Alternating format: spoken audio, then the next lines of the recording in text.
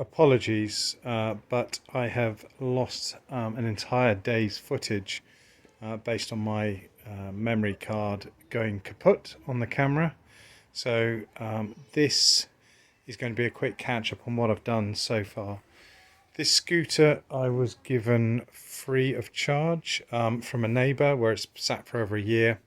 I inquired into it and they said just take it.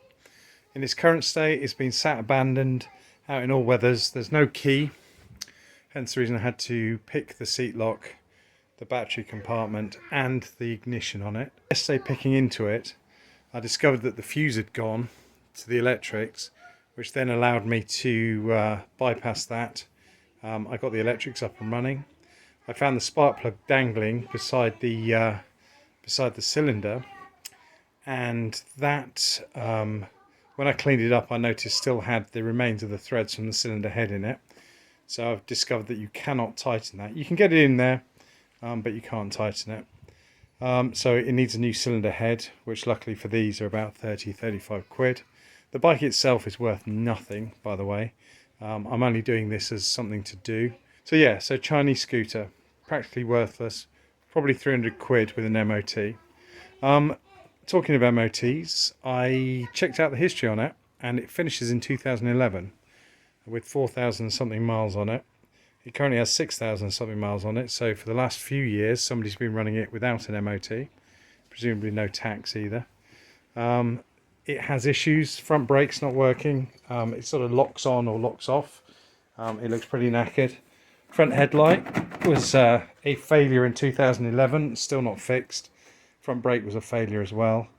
What else do we know about it? Missing keys, obviously. Cylinder head needs replacing. And as of yet, I've got it to turn over. I've charged the battery up. It turns over. The vacuum operated fuel petcock wasn't working, but I've fixed that now. In there is a 125cc 4-stroke engine enclosed in its cooling cowling. The spark plug's down there on the side. Like I say, you can't torque that up. It just keeps rotating. I've got it to a point where it'll stay in, but it doesn't seem to be leaking pressure at idle speeds, but who knows. 15 minutes, sees the panels removed. There's only about 8 screws holding the whole thing on. It's pathetic, really. But it does give us good access to everything we need to get at. Saves time to lean into the dark hole. So I'm going to get on and remove the carburetor. So I got the carburetor off. That wasn't any big drama at all. Then I drained the fuel out the fuel bowl. Last time I checked, fuel shouldn't be bright green. I don't quite know why it's that colour. It's almost like someone might put some 2-stroke oil in there, but who knows? Who knows? But what I'm going to do is I'm going to crack the bottom of the carburetor. And I was under the impression these Chinese carburetors had security bolts on the bottom, but this one doesn't. So it's possible it's an aftermarket replacement. But I'm going to crack it open, check the jets. We're not doing a full clean. Clean the jets if necessary, then put it back together. Definitely some weird green sludge in the bottom of it. So I think we're definitely going to check out the jets in this. Make sure they're clear. Now the jets are out. The main jet is absolutely fine. There are no issues with it whatsoever. The idle jet is blocked. You cannot see light looking down through it. You can see through the little emulsion tubes on there, but you can't see anything through it. So I'm going to unblock that using some fine copper wire off a piece of electrical wire. Clear that out and then put the carburetor back together and try it with some fresh fuel and see what happens. Right, carburetor's back in.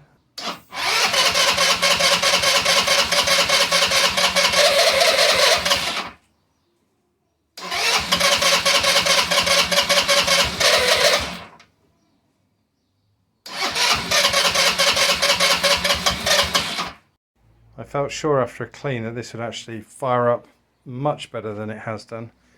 So I'm either missing something or I'm missing something. Right, I think I found most of the problem. I thought I had enough grip with the spark plug, but the previous owner has completely shredded the threads. I mean, you can literally wiggle the spark plug back out again once you put it in. So I don't think we're getting any compression. Cylinder head has had it. I'm surprised I even got it to tick over a little bit beforehand, but the spark plug literally wiggles out. It's all the threads have gone on it. So that is foobar. As I probably said already, a cylinder head for this is about 30 to 35 quid. The gaskets will be a couple of quid. I'll probably drop the engine out of the bike. Be easier to do it out of the bike than leave it in there. I think with the rest of tonight I might just empty the stale shitty petrol out of the fuel tank, get that cleaned out, and then that's one job done. This petrol looks like a fine vintage cider. That's going straight in the cleaning bucket. 1 hour and the engine's out. It couldn't be easier really.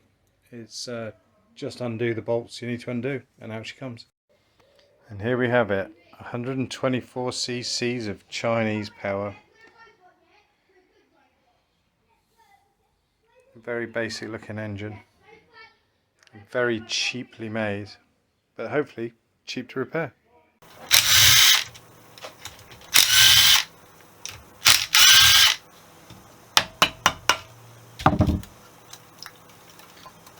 Silicon.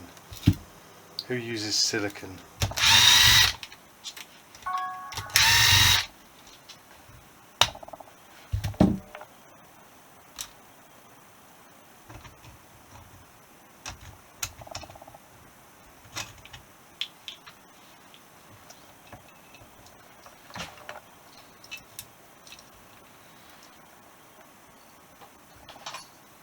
One dinky little camshaft. That bearing feels alright.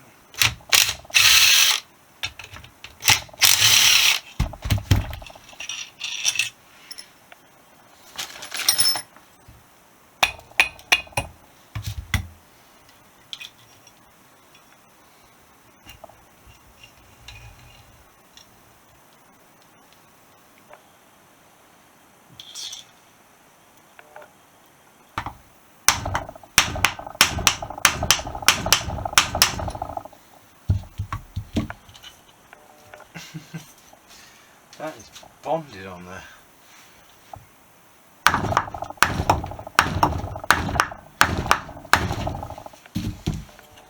There we go, they've got some movement. Bit of brute force.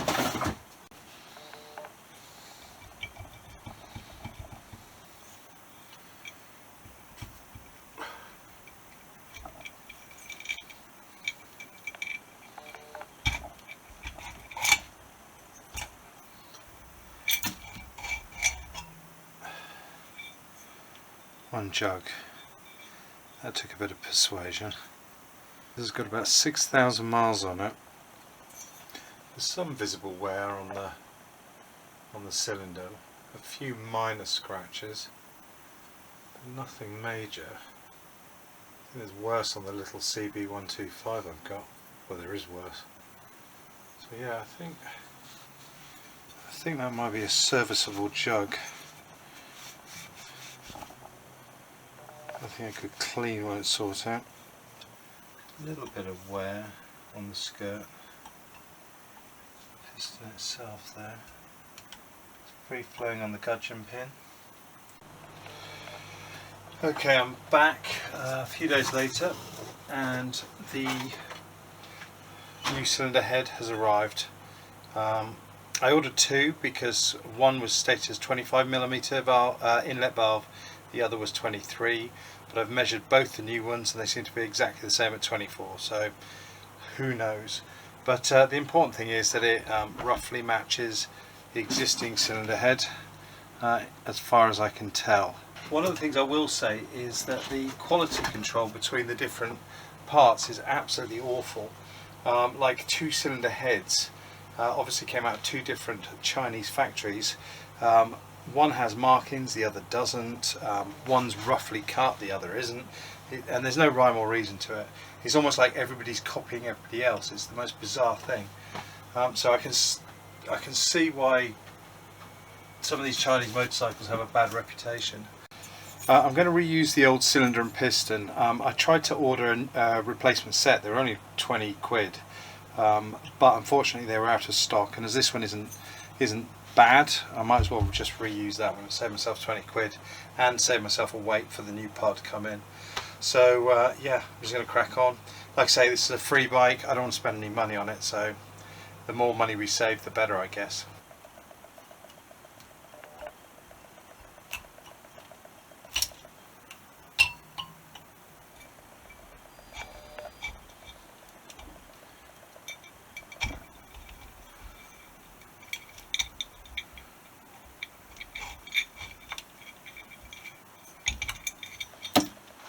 Right, this is going to take some fettling.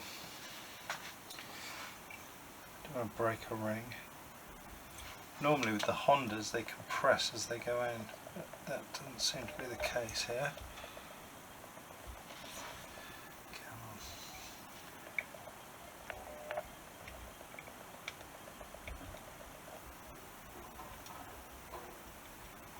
on. Right, I'm going to turn the camera off because things always go easier when you're not filming. And I'll wiggle that on. It's a lot easier to do when the camera's not watching. It just takes the pressure off. Don't ask me why. I think you're constantly aware that the memory card is slowly filling up as you're fettling about. But once you got the first ring going, the rest kind of just wiggled themselves in afterwards. I mean, it was 2 minutes without the camera watching. Right, so we've got the base gasket on with the oil way in the right direction, which matches the one on the cylinder. Cam chain's going in. Just push that down into the bore. Careful not to damage anything. There we go. Okay.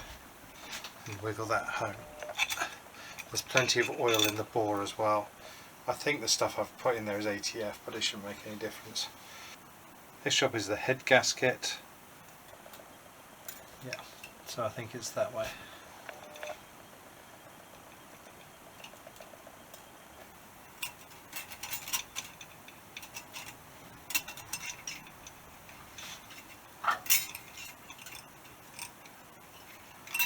Come on, lad.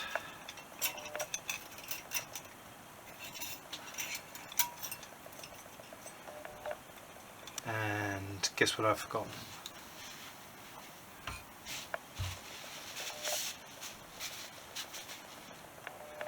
Cam chain guide.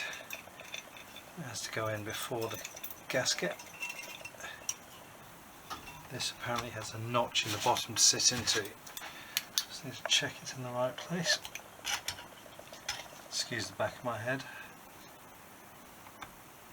It's got nowhere to go, so yeah, it just floats in this notch. Next we have our cylinder head, brand new one. I'm going to try and be careful not to scratch the hell out of this one.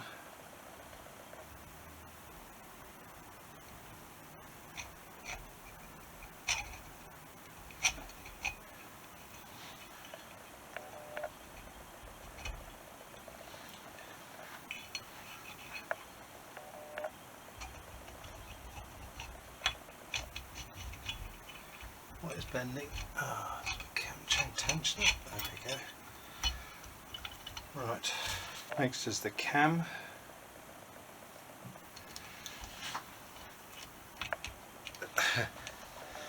Again, this is going to take a few goes to get right, so I will turn the camera off and come back when I've got something. With the engine timed at top dead centre and the two holes on the side of the cam facing the edge of the cam cover and the dot at the top, we should have the lobes pointing downwards, which we do, and that is the position you need to leave the cam in. Okay, now for the rockers with EX for exhaust facing downwards, that then goes onto the cam. What's nice about these cams is they actually have ball bearings on rather than... Ooh, that's interesting. That is interesting. I have just noticed that this is cracked. I suspect it's been cracked for a long time, but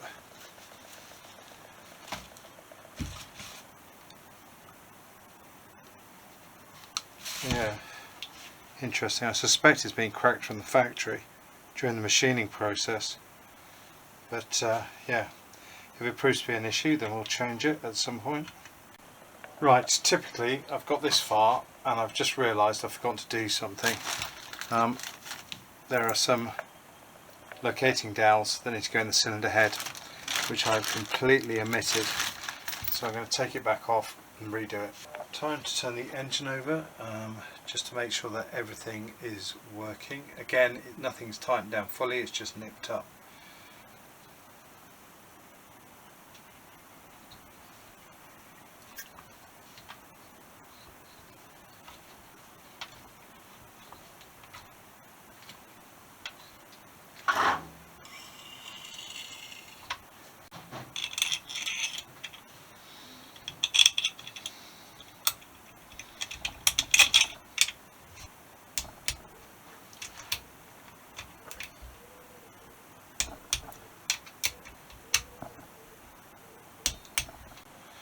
Final torque at 18 newtons meters.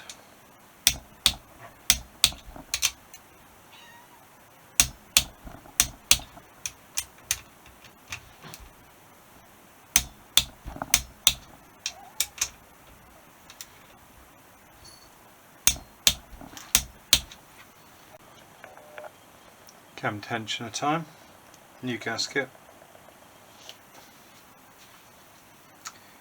Then you need to wind it back up to remove the tension. Hold it, get the bolts in,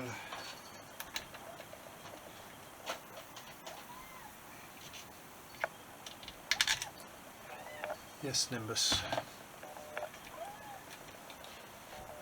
I'm just going to snug those down. Okay, with that done, you then release the tension and it applies tension to the cam chain. It's probably worth rotating it a few times just to make sure it's tensioned. Okay, I fitted the exhaust and the inlet manifold studs. The next bit is this bit. Now I bought a gasket kit. Comes with an inlet gasket for the boot that fits over the top of this, but this doesn't seem to have a gasket, and there's evidence there may have been one on there at one point, but the kit doesn't come with one, and it just seems a bit hard plasticky to be a gasket. So I think I'm going to put some RTV on there, Honda Bond type stuff, and glue that down, but there's no point in doing that until the carburetor is ready to go on. I only just noticed this with the case, but something went wrong because you got clear evidence of the cam chain grinding up against the aluminium of the cover. Very odd. I don't quite know what happened to this engine. I'm getting rid of some of this exhaust gas recirculation system, so I'm going to take all this pipework off, and I've got a blanking plate for the top for the cylinder head. I've also got to take this gasket out carefully, get rid of the silicone. Above clearance time, setting to 0.1 of a millimetre.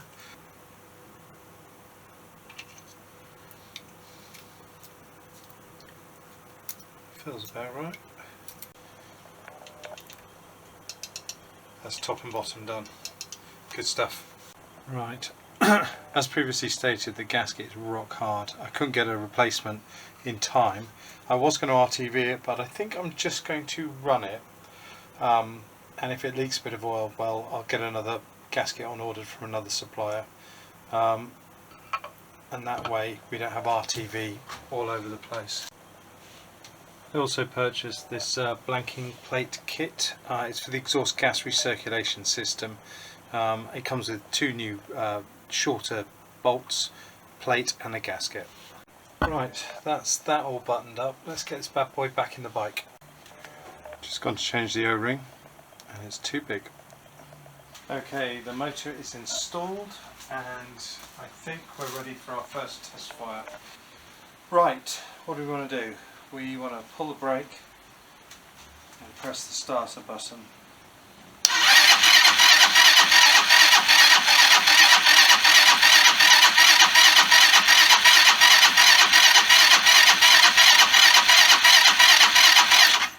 At least it's got compression this time.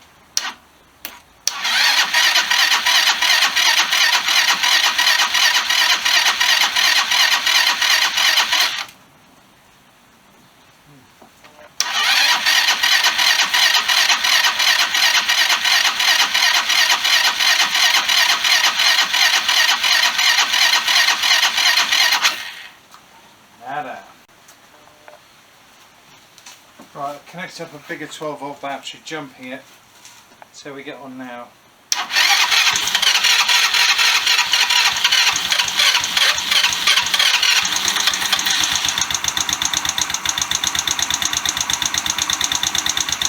Bit of a knock there.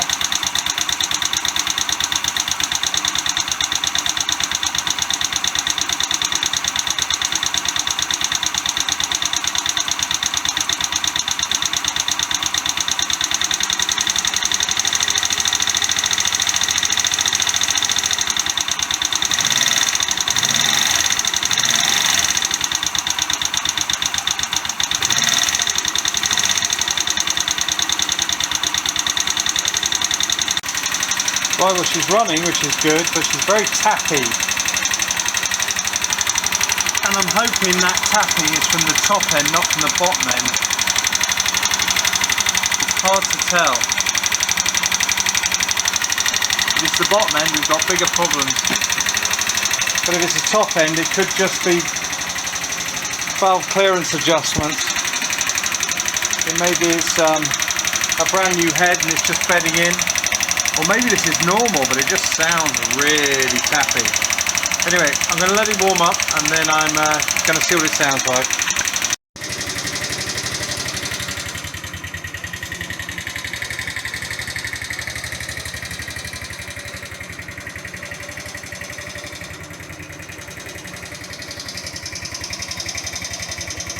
So it's the next day. I'm a bit concerned about how noisy the top end sounds on this. I'm assuming it's the top end, so I'm going to pop the rocker cover off and check the valve clearances just to make sure that everything's where it's supposed to be. I think I've found the source of our noise. The exhaust valve seems to be set to about 4/10 of a millimeter. 4/10 of a millimeter. It should be 1/10 of a millimeter. I don't know quite how I set it up, but whatever it was, I had not got it right, or it's settled in or bedded in. So that needs closing down, and then hopefully that'll quieten us down a bit. Brake and crank.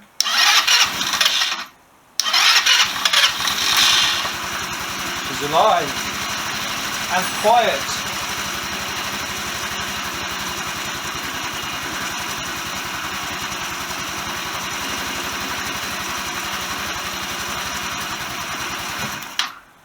That's not good.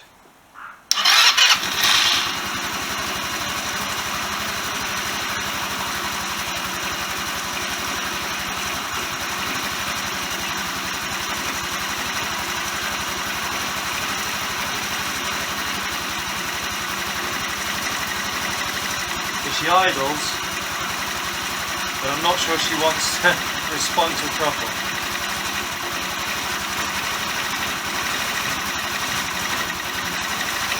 Any throttle input equals certain death.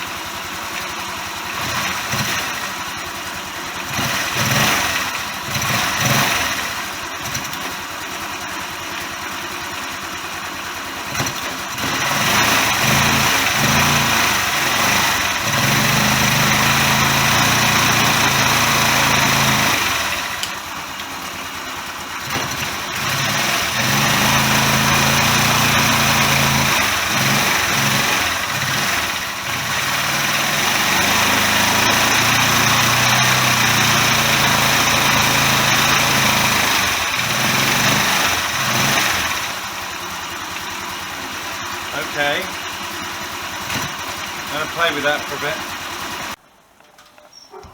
We now have good tick over, but she bogs down when I hit the accelerator. If I pull the induction system off, then she runs really well, but put it back on and she bogs down. I think this means that the jet's probably a bit big for this particular bike. It might be an aftermarket carb with just a standard jet in there, or possibly designed for an aftermarket pod filter. So I think later I will pull it out and see if I've got a smaller jet and work our way down. That seems to be my best working hypothesis at the moment. But as I say, the tick over and start is absolutely brilliant now, so really pleased, and nice and quiet now that I've found that exhaust valve flapping about.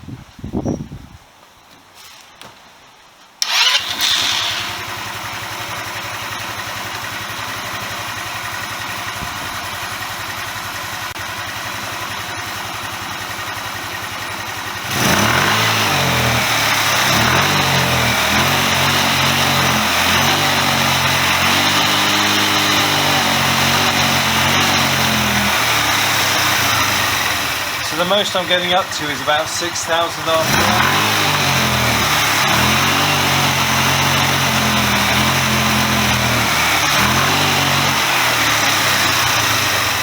Maybe 5.5. But if I pull off the induction hose, noise gets louder.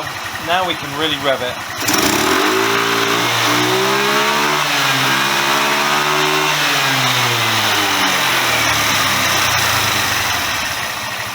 She'd go a lot faster as well if I let her, but I don't want to over rev it. So I think we're too rich on the bottom end. I've no key, so I've got to ruin the vacuum to stop it. That's my off key at the moment. Pulling the fuse out doesn't kill it. I am really pleased with the way she sounds. Much nicer, much quieter. Tonight's job is to have a look at the jetty on the carburetor. I think she's a bit rich, so I want to go down a size or two. But the first thing I have to do is find out what size jet's in there, and I'm pretty sure it's not written on there. I switched the unknown standard jet out and took a punt on a 98, which is about what the CB runs on, and we now have much better top end performance, but it does require a road test.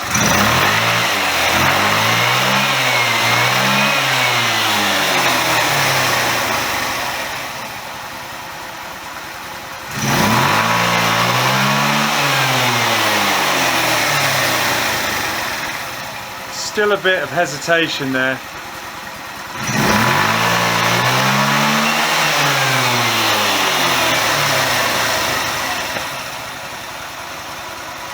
We'll see.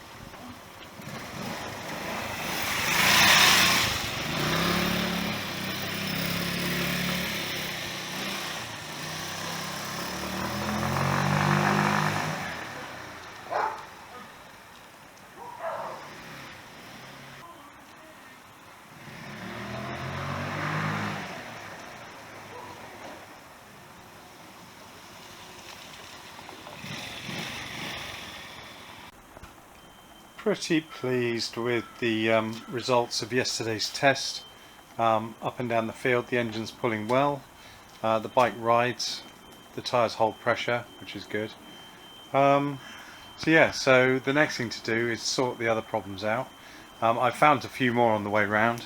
Things like the fact that the mirrors are knackered, basically the switchgear is knackered, it's all smashed up inside, you can never get those tightened. So I need to get some replacements for those. So I think what I'm going to do is pull off all the front plastics around here, get at the steering gear, make sure everything's alright there, have a look, see what the bike looks like naked, because I have an idea for a project.